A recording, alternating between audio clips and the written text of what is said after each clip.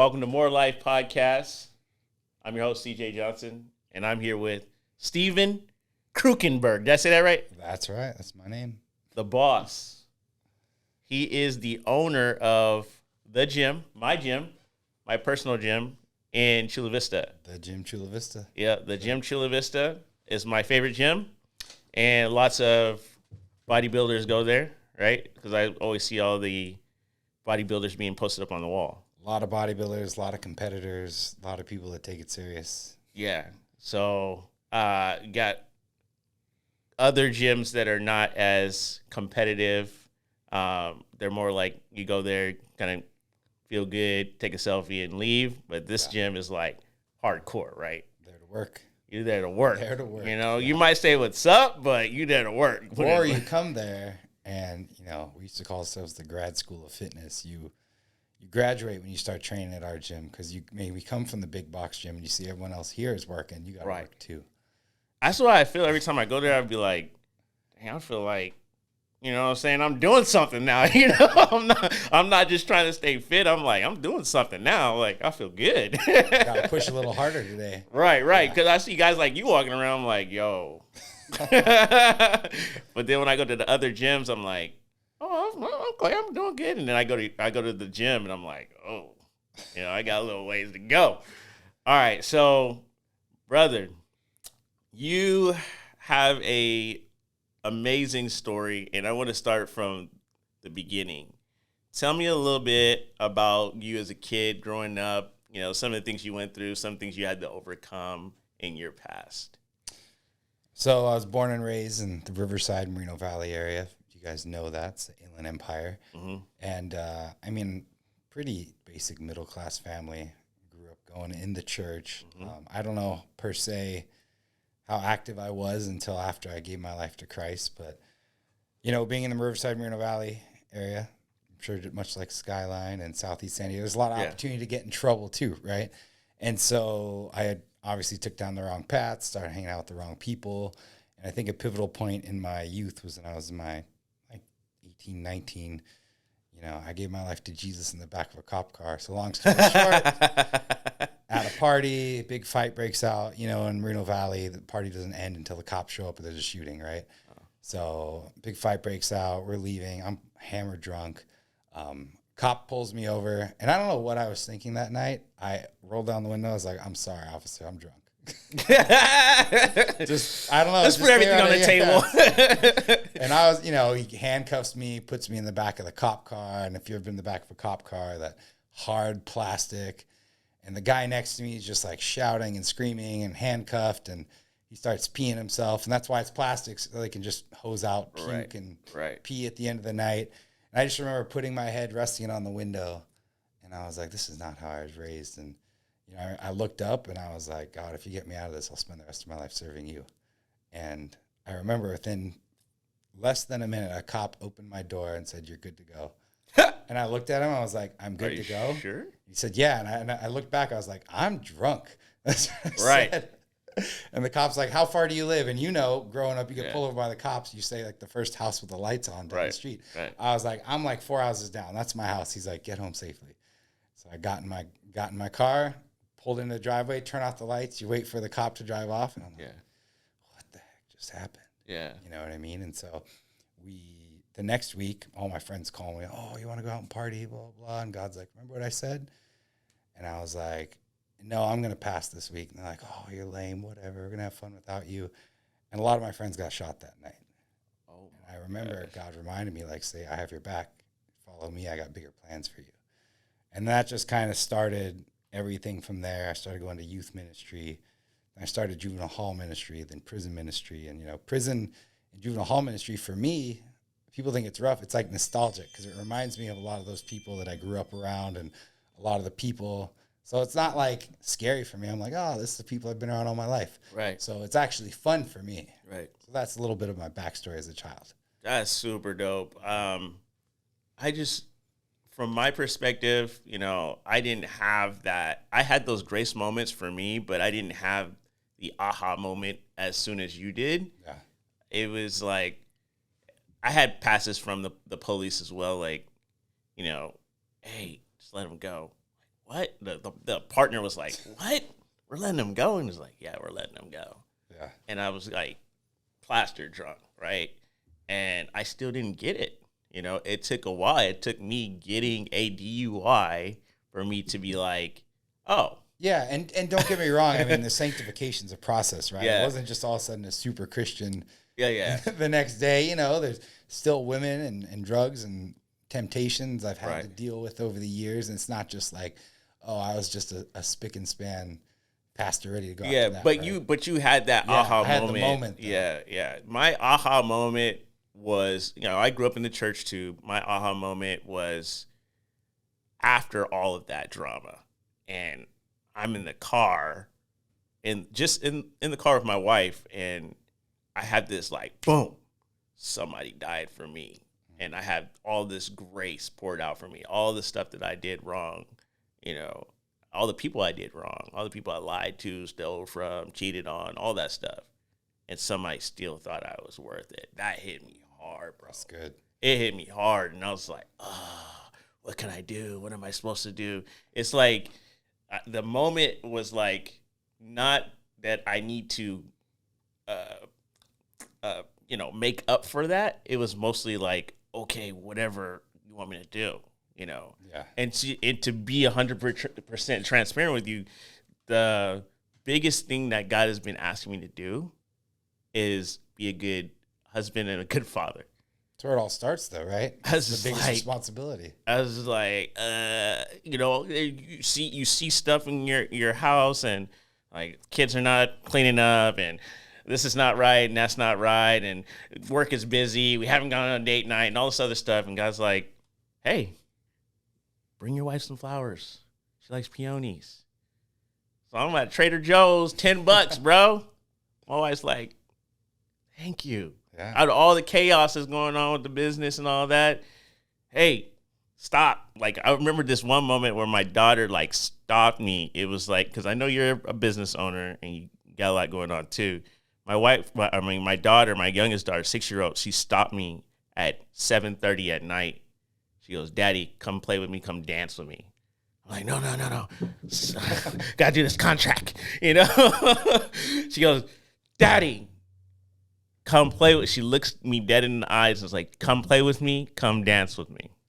And I drop everything. Yeah. And the reason why is because I felt the spirit behind what she was saying the second time. Like, you're not getting this moment back, CJ. Dad, you're not getting this moment back. You'll get those contracts. Matter of fact, that contract that I was so busy drafting up, the guy didn't even go with my company. Yeah. You know what I mean? So I dropped everything in that moment. I started singing and dancing. And I think that a lot of that has to do with, you know, staying in the moment, you know. And she'll remember that forever too. Exactly. Yeah. She'll remember that stuff. Moving forward to where you're at now, you're doing a lot of stuff. You're a busy guy, but you're also making sure that you're available to the community. And I mean, I was talking to you earlier about your journey and how you became a gym owner, right? Which was amazing in itself. But inside of that, you had to be transparent and just own everything that God told you to do. So can you tell us a little bit more about like that moment of like, I'm going from, you know, Sprouts to being a business owner? Yeah. I was telling you earlier that, you know, if you have a dream or God's put something on your heart, like tell everyone. Right. You know, I right. mean, not just for the accountability, but you never know who knows somebody that can put you in touch with the right person. That's right. I mean, even if it's a big dream and it sounds ridiculous, you tell me something, you know, I'm pretty well connected. Maybe I can help you out. And I remember I would tell everyone, I want to open a gym one day. I want to open a hardcore gym one day. And then I was a manager at Sprouts, and I would talk to the truck driver who would drop off the UNFI orders, and he worked out. So we would just shoot the breeze about bodybuilding all the time. And one day he came in, he's like, hey, the owner at the Gym Vista sold the shares. I told them you're going to come in there. I was like, what? He's like, you want to be a gym owner, don't you? I was like, yeah. He's like, all right, they're waiting to talk to you.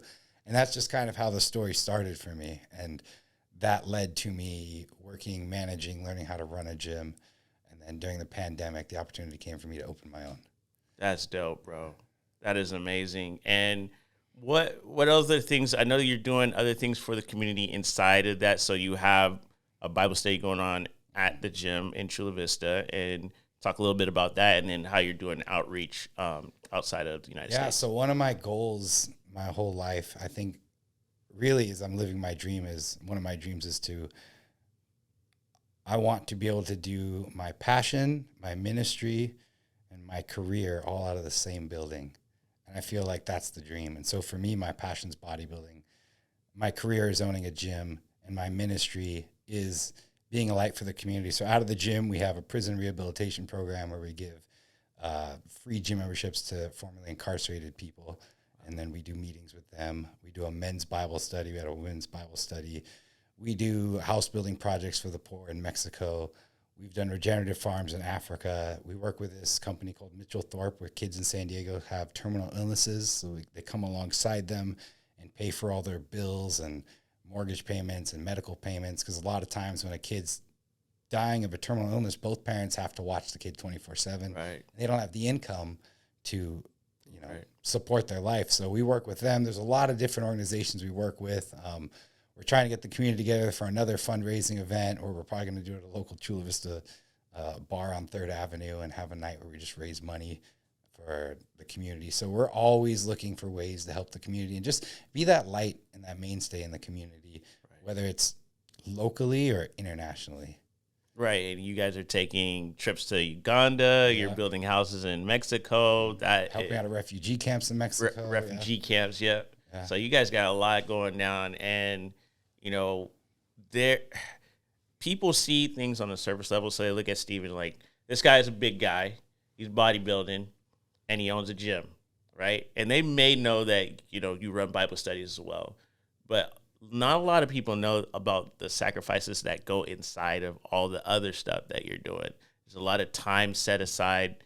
There's a lot of money set aside to do some of the outreaches and things like that. So I think that, getting this message out here and right now is that you're doing all this amazing stuff for the community, but you're looking for people to come in and partner with you, right? Like, come in and help out. Let's do it all together. I was telling you earlier, there's no shortage of work to be done in the community and around the world. So I don't want to do it I can't do it by myself. Right. I need people to come and help me and come serve with me. And I was telling you how fun when you serve someone and you help out the community, it becomes addicting because it's so life-giving and fulfilling. And it's how we were designed. Exactly. So even physical labor at a refugee camp, building stuff alongside another man is like bonding time for just men, right? So those are things I want as many people to come with me and experience it as possible. I'm not like, oh, this is mine. Right. This is something I want to share with everybody.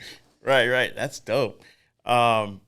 So you got a relationship right now with a young lady named Mercedes, right?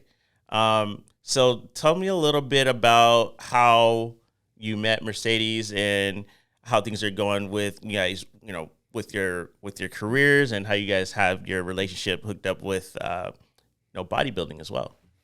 Yeah. So I was telling you that I wasn't really interested in girls in the fitness industry. Right. Again. And then she came into the gym, and I think she started following me on Instagram, and she had a ton of followers, and I was like, I'm not interested in this girl at all. She's probably just all about herself and social media and probably has all types of issues. Because I was telling you, one of the places with the most broken people you've ever seen is the gym. I mean, while the gym is a healthy outlet, it's still a Band-Aid. A lot of people go to the gym to fix their outside so people will like them instead of fixing their inside. Right. So I was like, oh, she's probably broken like the rest of them. I've been super broken. I was super broken until Jesus got a hold of me and revealed that. Right. So, I was telling you that I saw she won her show in Las Vegas, the overall, and I was like, what do people do in Vegas on Saturday night? When they go out and party, and she posted the next morning at 7 a.m. at church, and she said, God first, and I was like, oh, who's this person? And because of her, I've had to really learn Spanish and to be able to communicate with her in the beginning. Thank God she's smarter than me, and she picked up English faster than I picked up Spanish, but it's been great. She's also an architect, so, I get these crazy building project ideas, and she's super supportive and can draft them up. That is awesome, man. It's a good team. Right? Yeah. You guys really work together. Me and my wife work together. She focuses on construction, and then I focus on design side. But it's one of those things where people are always asking us, you know, how do you guys do that? Like, don't you guys butt heads all the time? Don't you guys argue all the time? The answer is we're human, you know. We're married. We have arguments. We bump heads, but there's something healthy about we put God in the middle of all of this. We put Christ first, and there's something healthy about like catching ourselves. Just like yesterday, we caught ourselves. We're both busy. Hey, can you do this? Can you do that? Washing machine broke. Got to get another washer in the house. Like, you know, there's all this stuff going on. And then she's like, can you come home and make sure you're home for the washing guy? I'm like, hey, I'm doing something right now. And I caught myself like, wait a second. She needs my help. She's been home with the kids. Yeah. I got to drop whatever I'm doing and go help her. And then she caught herself like, hey, I'm sorry. I'm very, very busy right now. So if I snapped on you, I apologize. That's just a lot of growth over, 14, 15 years. It's serving each other, right? It's servanthood. That's the main purpose of marriage is not what can I get, is what can I give. Yeah, because I'm on prep for a show right now, 4 weeks out. I'm starting to get tired and not as vocal. I'm just a little more quiet. I'm not like a jerk or anything, but I was just like, Sunday when I picked her up, I brought her flowers, and I was like, just because I haven't been as on my A game as a boyfriend, I want to let you know that I'm acknowledging you. And there you go. These are for you. In the next 4 weeks, I'm not going to be a bad boyfriend, but I may not be, the above and beyond just because my energy is not as good. And I want you to understand that. She's like, I know what you're going through. She's that like, she understood what that's amazing, bro. Because she competes too, right? So she wasn't like, oh, he's just tired and quiet. She's like, I understand. Yeah. And I believe, Steven, I believe that's one of the beautiful things about you and your girlfriend doing the same things, because you understand each other more. Me and my wife are in the same industry. We work together. We're like, I know what it takes for you to be doing that right now. Yeah, and I told you earlier, I come up with the crazy ideas, right? The visions, and she's an architect. She can put it on paper. So it's very complimentary with how we do it. Very complimentary. And I was speaking to you earlier about how women were designed from the beginning. They were made in the image of wisdom, and you were made in the image of the Father. So it's in a marriage, you are giving the word for the Greek word for word is called in the Greek is sperma, which means you're giving seed to your wife. Mm-hmm. You're giving her a word. Hey, I want to open up a whatever it is, a recovery center. Yeah. And she goes, oh, a recovery center. So when you give your wife a word and she receives the word, she's able to give birth to the word. She's able to conceive it and give birth to it and manifest what that word is. And it's the same thing obviously with childbirth. You're giving your wife a seed and she births out, that seed. Yeah. Made in your image and her image. Just the same thing that God gave us from the beginning. So lastly, what I want to talk to you about is your future. Right now, you're doing so many amazing things. You're still in your mid-30s. I mean, people are dreaming. They still have dreams to do stuff that you're doing right now in their 50s and 60s, right? Where do you see yourself going as far as like the gym and family and competing? So, I mean, the gym's wildly successful. We're probably one of the most successful independent gyms in the United States. And my goal is to open more gyms, but it's funny, the gyms, the financial success from the gyms is to fuel my ministry projects. Yep. Right? The goal is not to be rich or a millionaire. The goal is that these finances, they're God's, right? And the more I have, the more I can help. I mean, it's not necessarily, that's not how it works in every case, but I've realized the more resources I have, the more I can do. Mm-hmm. So like, I don't need a big house. I don't need a Lamborghini or anything. Mm-hmm. I just want to be able to, this person around the world needs this. Let's assemble a team. I have the finances. Let's go do it. Right. And I think as far as bodybuilding, I've changed my view on bodybuilding the last couple of years. I told people if I die and people know me as Steven the bodybuilder, then I failed at life. Mm-hmm. Bodybuilding's good. Bodybuilding's, a hobby. it's a platform I use to help people, but it's not my identity. My identity is not in bodybuilding. Right. I don't want to be known as Steven the bodybuilder. Right. I love it. The goal is hopefully this year I get my pro card, become an IFBB pro. But the goal isn't to be on the Olympia stage and just the best in the world. Because also what it takes is I wouldn't be able to have a family. I wouldn't be able to travel the world. And you got to, you know, 6 meals a day. You got, you know, sometimes I'm in the ministry field, I don't eat all day. Right. Dinner time, right? And that's not the best bodybuilding lifestyle that you can do, you know. And so I love bodybuilding. Obviously, I attribute the gym and a lot of my success financially to bodybuilding, my love of bodybuilding. But that's not the end goal. Right. And then in the next couple of years, obviously the goal would be to get married in the next year.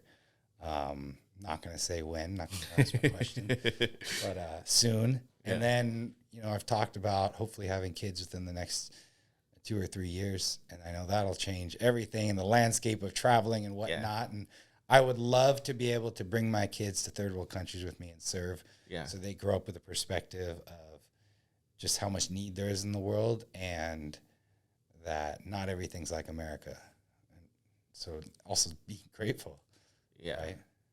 Yeah, brother, you built different. I can tell you that. Not everybody's like, I'm going to get all this money and I'm going to just go and bless everybody. Not everybody's like that. Yeah. You know, especially in America. America is very much like, you know, well, I got more, I'm going to spend more, you know, or I'm going to invest in this house and things like that. And there's nothing wrong with, you know, taking care of your family. Of course. You know, there's nothing wrong with that. But I think that there's a revelation of being fruitful and multiplying. So when you're already putting your kids in a position where they're like aware of, oh, snap, we live in America, we're blessed. There's others that need, you know, the blessings that we have. We can't take what we have, our shoes, our shirts, everything for granted, because our Father showed us that, you know, what we have right now is a blessing in itself. Yeah. People are wanting this. They wish they had the shoes. They wish they had the shirts. They wish they had the food and the resources. So I think there's something special about that. It's being a father is a ministry in itself, because you're getting to manifest what God sees in us adults. He looks at us adults as children, you know, and he's like, my children, right? And so you're manifesting that to your own seed, your own child, and you're like, oh, snap.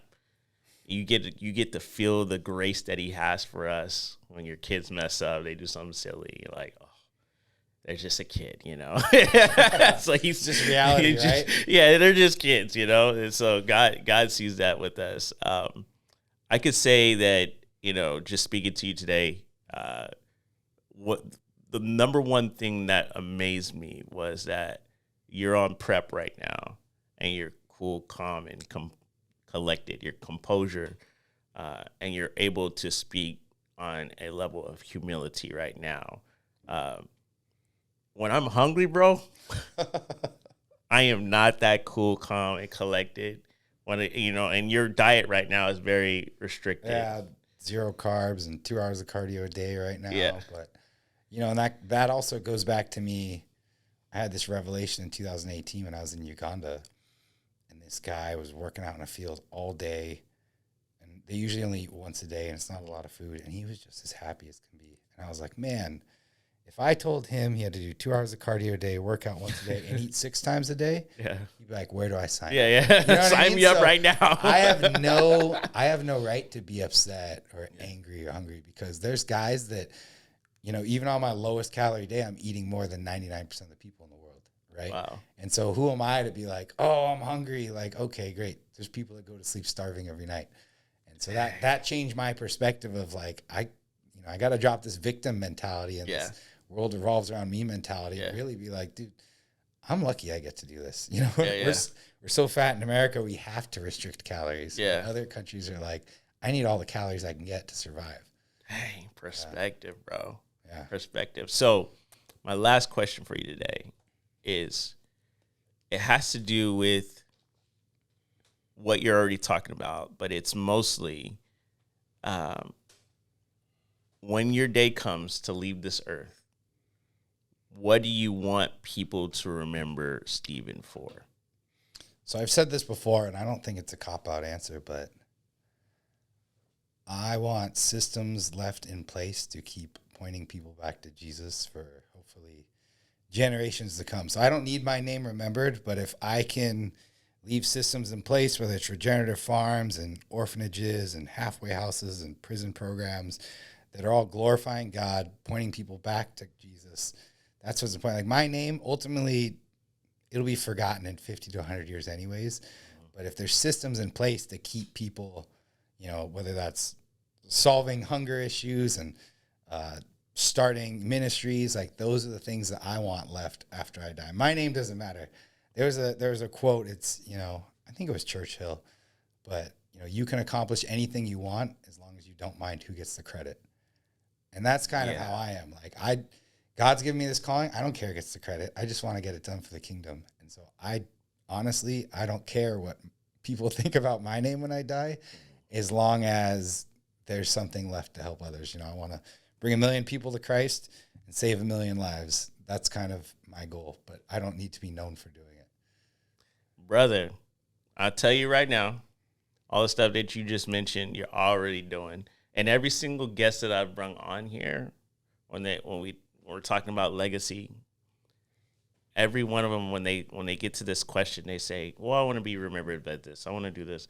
And every single one of them are already in that lane to doing those things. So I want to say thank you for doing that. Thank you for putting Christ first.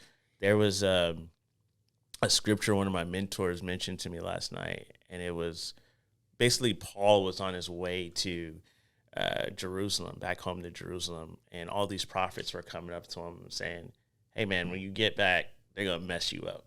They're gonna beat you, and they're going to put you in jail. They're going to mess you up. It's in the book of Acts. And he's like, I don't care about me. As long as Christ is being preached, I don't care about what happens to me. Yeah. And it's very apostolic of someone to be manifesting that here and now. I don't know if you know that about yourself, but a very apostolic sent anointing on you in your life, brother. And so, again, thank you for coming on More Life. Thank you for sharing your heart, sharing your testimony. Give my regards to Mercedes. Hopefully we meet, we all go on a dinner date together and things like that. And you're invited if you want to come to Uganda with me in the fall. Bro, that would be dope. I got to convince Laura to let me go to Uganda, but that would be dope. We'll be going to prisons and orphanages. It'll be a good time. That would be dope. Yeah. Well, I appreciate you, brother. Thank you for coming on. Yeah, thank you so much. Shalom. What's up, Dano? That wasn't that bad, right? Quick and easy? Yeah, I was at 28. How long do your episodes usually go?